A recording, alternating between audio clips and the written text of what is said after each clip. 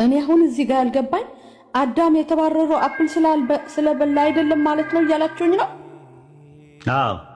እና ምን አድርጎ ነው የተባረረው? ዛፍ እንዳይበላ። የትኛው ዛፍ?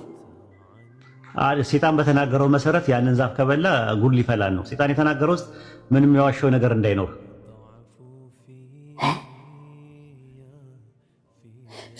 ያችኛዋ ዛፍ ቢበሉ ምን ይሆኑ ነበር?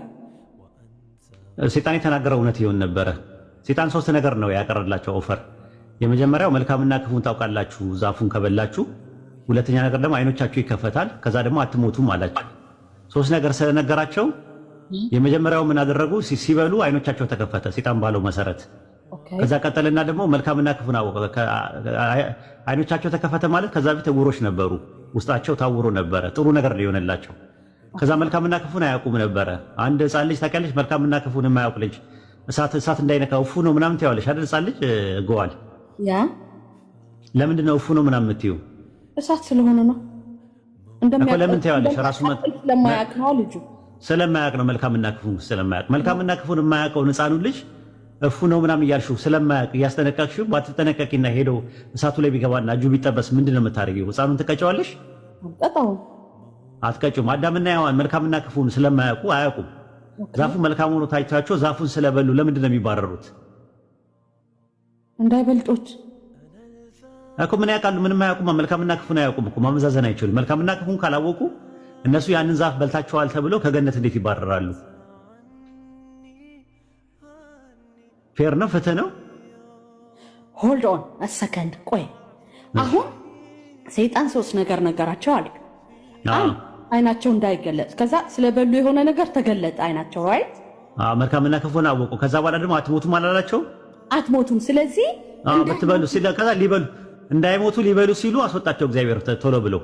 እንዳይበልጡት ነው ፓወር በቃ እሱ ጋር ቢሆን ኦ ማይ እኮ ስነ ኮመልሽ እኮ። ስለዚህ ከገነት የተባረሩት አትብሉ የተባሉትን ዛፍ ስለበሉ ሳይሆን የህይወትን ዛፍ እንዳይበሉ ነው የተባረሩት። ግልጽ ነው?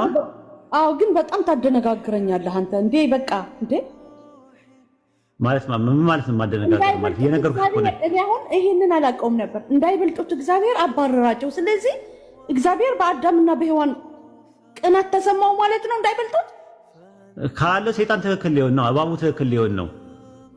እባቡ ያንን ነገር ዛፍ አትሞቱም አላቸው።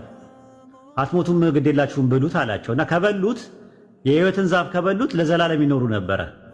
ስለዚህ በነገራቸው መሰረት ሰይጣን ያለው ነገር ትክክል እንዳይሆን ምን ያደረጋቸው? ከገነት አስወጣቸው ማለት ነው። አሁን የኛ ጥያቄ ምንድነው? መልካምና ክፉን አያውቁም እነዚህ ሰዎች። አዳምና ሔዋን መልካምና ክፉን ያውቃሉ? ያውቃሉ ወይ? መልካምና ክፉን አያውቁም።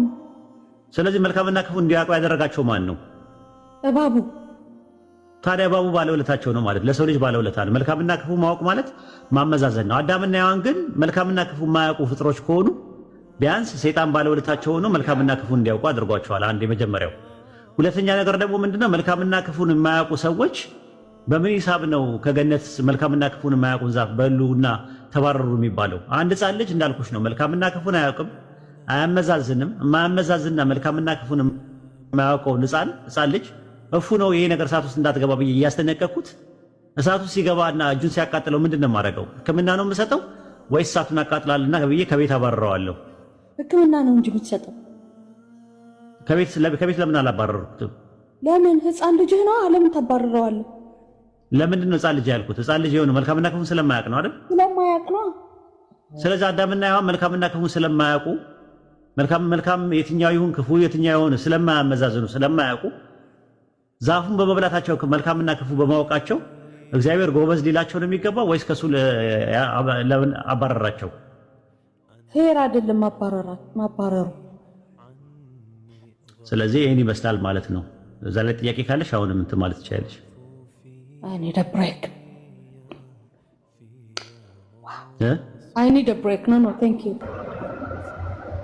ጉል ከኡስታዝ ጋር መቀጠል ትችያለሽ። ጥያቄዎች ካሉሽም ለኡስታዝ ማቅረብ ትችያለሽ። እስልምና ላይ ያለሽን ጥያቄ ለኡስታዝ አሁን ማቅረብ ትችያለሽ። አንድ ያ ነው። ሁለተኛው